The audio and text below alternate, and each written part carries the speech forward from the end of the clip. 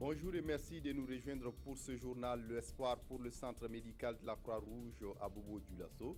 Fermé depuis quelques temps pour des raisons financières, le Japon vient de délier le cordon de la bourse pour permettre au centre de reprendre ses activités.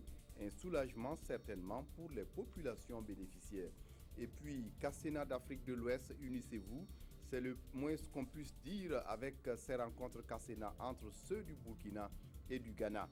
Ce samedi, au cours d'une série d'activités à Pau, dans le Naouri, ces peuples proches du groupe Gouroussi ont célébré des retrouvailles heureuses.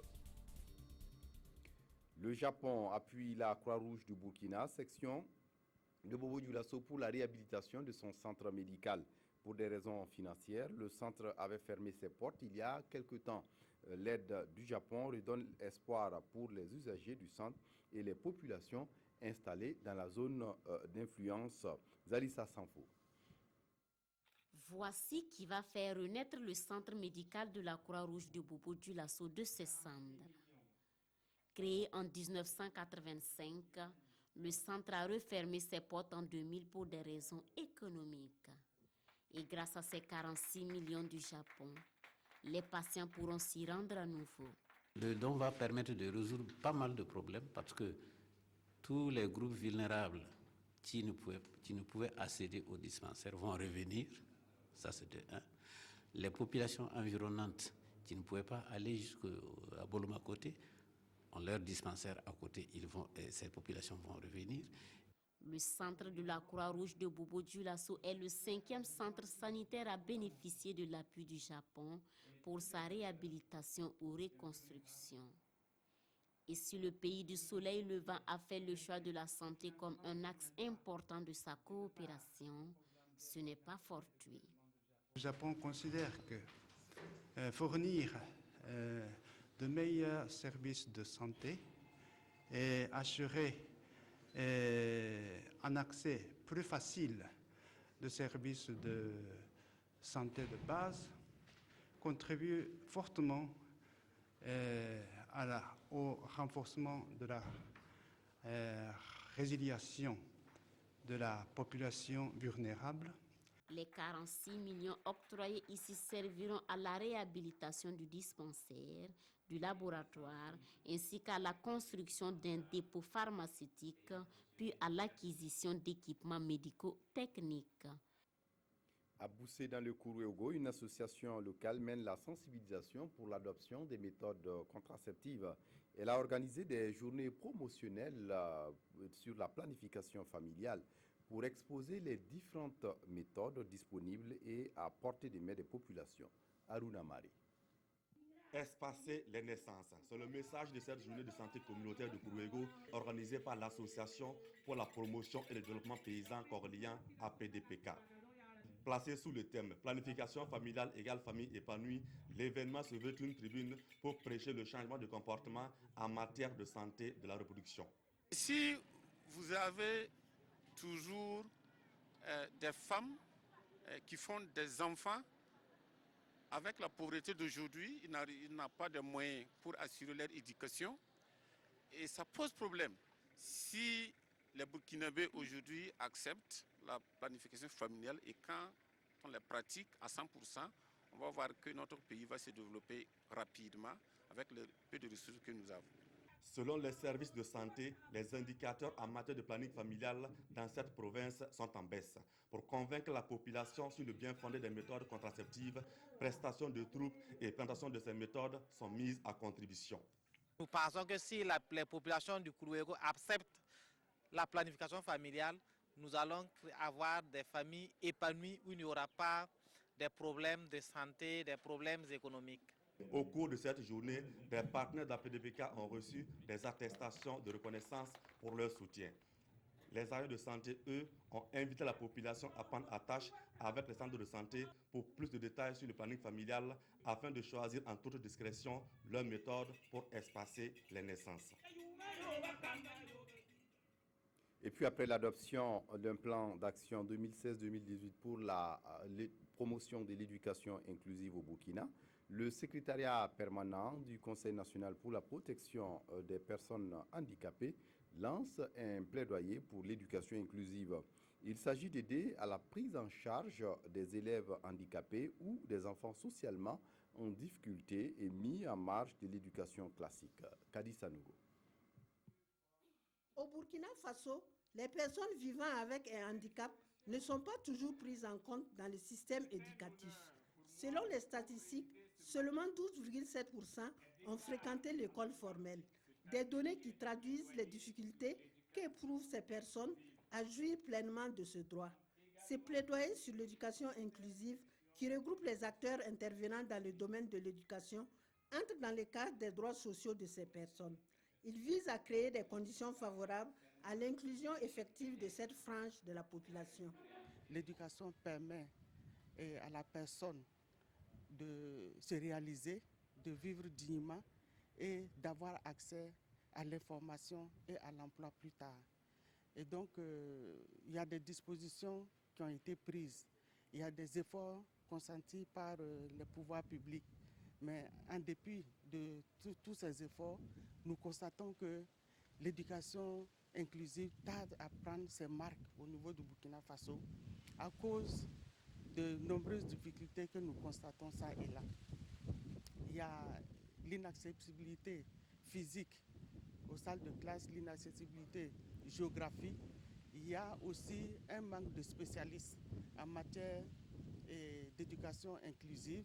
Cet atelier va analyser la situation en vue de rechercher des solutions idoines à l'inclusion des personnes handicapées dans le système éducatif burkinabé. Les enfants au cœur d'or du diocèse de Lyon en France aident à construire une école à Koupéla au Burkina Faso. Une école qui va relever l'offre d'éducation dans la localité. L'inauguration est intervenue hier en présence de Nathalie Sawadgo. 2 bâtiments de 8 classes chacun et un château d'eau, ce sont les infrastructures qui viennent d'être mises à la disposition du diocèse de Koupéla. Un don rendu possible grâce à la direction diocésaine de l'enseignement de Lyon. C'est un fruit de 3 ans de jumelage. La direction diocésaine de l'enseignement de Lyon a voulu aussi se jumeler à notre direction diocésaine. Et c'est ainsi que, pour concrétiser cela, ils ont intéressé les enfants des écoles privées catholiques de Lyon. Il y a 86 000 élèves pour le diocèse de Lyon. Et on s'est dit, voilà, avec 86 000, avec 1 euro par enfant, on peut construire un collège. Et en fait, les enfants ont donné beaucoup plus qu'1 euro. Ces infrastructures qui ont coûté la somme de 106 millions de francs CFA vont renforcer la capacité d'accueil de l'école Mission de Koupéla, vieille de 115 ans. Et vraiment, c'est un besoin qu'il y ait une continuité dans l'éducation catholique à Koupéla. Nous sommes contents de pouvoir offrir une éducation de qualité complète qui va justement de la maternelle à la terminale. Et c'est vraiment un plus pour l'éducation au Burkina Faso. Voilà. Devenu aujourd'hui complexe scolaire Notre-Dame des Grâces, ce temple du savoir compte désormais un lycée, 3 écoles primaires et un centre d'éveil et d'éducation préscolaire. À l'occasion, des distinctions honorifiques ont été décernées aux responsables des écoles catholiques pour leurs abnégations au travail. Le ministre en charge de l'éducation nationale visite à Zorgo, pas très loin de Koupéla, une école de qualité amie des enfants.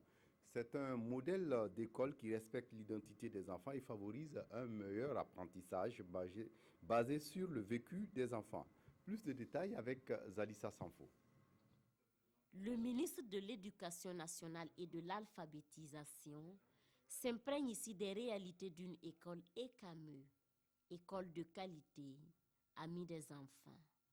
L'ECAME est une approche mise en place par l'État burkinabé et soutenue par l'UNICEF pour une ultime raison. Chaque école possède un potentiel qu'il faut savoir manier, stimuler, afin qu'elle puisse se surpasser et se hisser au plus haut degré de l'excellence. Il s'agit de créer un environnement physique agréable et d'insister sur une démarche pédagogique tournée vers l'épanouissement des enfants pour espérer de meilleurs rendements. Après s'être convaincu de la valeur ajoutée de l'ECAM, au vu des résultats qu'elle a produits et qui ressortent de l'évaluation Excel faite en 2015, le gouvernement s'est engagé pour l'extension et la généralisation de l'approche. L'approche ECAME est en expérimentation dans 405 écoles à travers le Burkina Faso.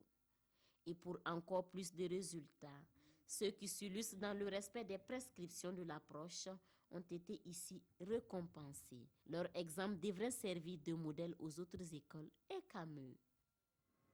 Un grand format dans ce journal, la vente de poissons à Gouron, village situé à 42 km de Tougan dans le Sourou. C'est une activité qui nourrit son nom et là-bas, ce sont les femmes qui sont surtout actives dans ce commerce. Mais seul bémol, l'état des voies d'accès. Mounira Kéré. Jour de marché à Gourin, village de la commune rurale de l'Amphira dans le Sourou. C'est ici que se négocie une part importante du poisson pêché dans le Sourou et les acheteurs viennent de différentes régions du Burkina, même du Mali. Le commerce est dominé par les femmes qui en font leur gagne-pain. Nous achetons le poisson déjà fumé avec les femmes des pêcheurs.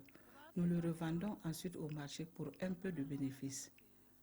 Nous sommes au centre de pesée de Gourin, un centre né de la volonté de l'Union des pêcheurs du Sourou. Ici, le prix est fonction de la variété du poisson et la moindre quantité ne peut être vendue sans passer sur la balance. On donne les tickets pour savoir si les mariés vont partir. C'est avec ces tickets qu'ils viennent me donner le poids. Nous, on fait ça. Alors, il y a un certificat d'origine qu'on écrit dessus. Et puis, le nombre de poids qu'il a gagné, on met ça dedans pour que le poisson sache que c'est sorti dans les fleuves du Sourou. Alors, les tickets aussi, chaque fois chaque fin, l'argent qu'on a trouvé, le groupement met ça dans les caisses. Je viens ici pour le suivi des pesées et puis pour accompagner les acteurs pour pouvoir bien gérer les productions. Le centre de pesée de Gourin enregistre en moyenne 1 tonne de poissons par mois avec un chiffre d'affaires annuel d'environ 29 millions de francs CFA. Un chiffre qui pourrait être revu à la hausse si les voies d'accès au village sont en meilleur état. Nous souffrons beaucoup à cause de l'état de la route. Nous faisons plus de 4 heures de route pour aller d'Edou à Gourin. Certains conducteurs refusent même de faire le déplacement.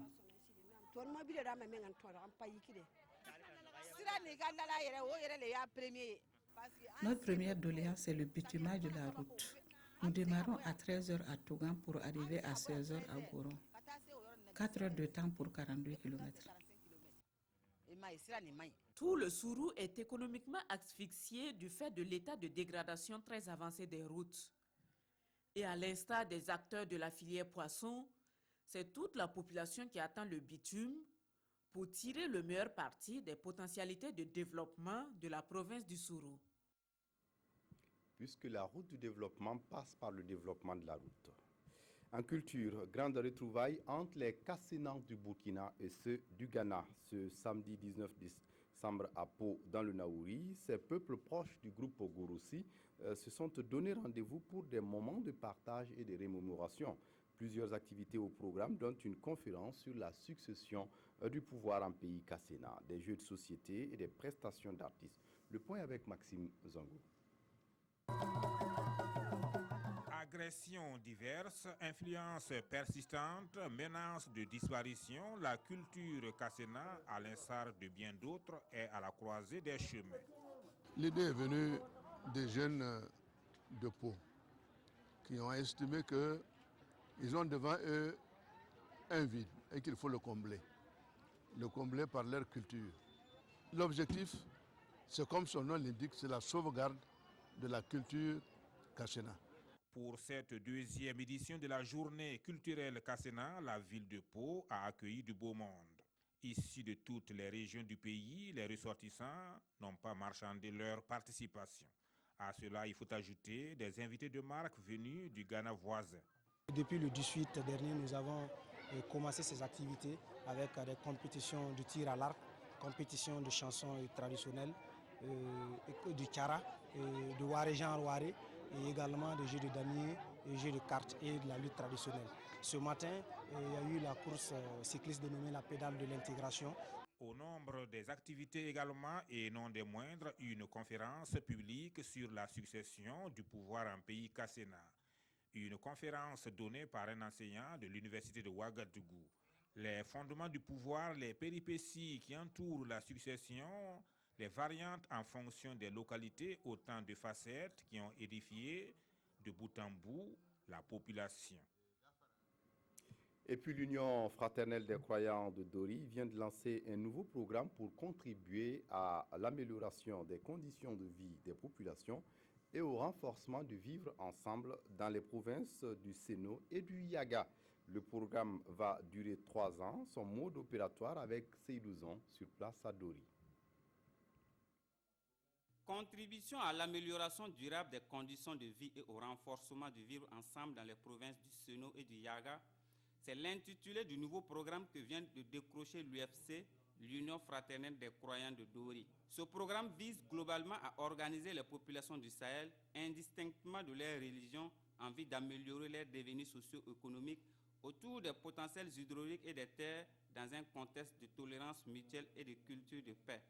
Il s'agit pour nous de contribuer au développement rural durable, mais aussi au vivre ensemble, donc dans notre zone d'intervention. Ce programme de 3 ans est rendu possible grâce au soutien financier de l'Organisation catholique allemande de lutte contre la faim dans le monde. Le financement global du programme remonte à 700 millions de francs CFA pour ces 3 ans. Financé de 3 manières, par subvention de la part de nos amis, donc allemands, à savoir Miserior et la conférence épiscopale allemande, mais au titre de ce programme, l'UFC aussi doit apporter son financement. Le programme prévoit toucher 22 300 personnes.